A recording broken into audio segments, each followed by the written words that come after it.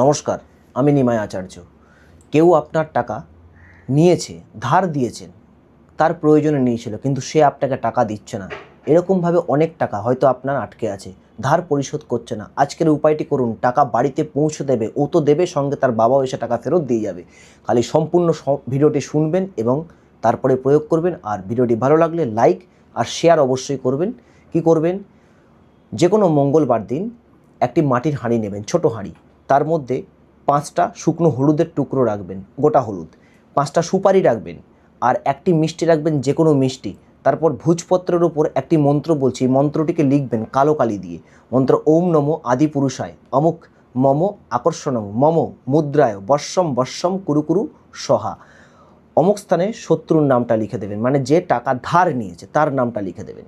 তারপর এই মাটির মুখটিকে লাল কাপড়ে বেঁধে কোনো শ্মশানে বা কবরের স্থানে যদি আপনি পুঁতে দিতে পারেন, টাকা তার বাবা এসে আপনাকে দিয়ে যাবে।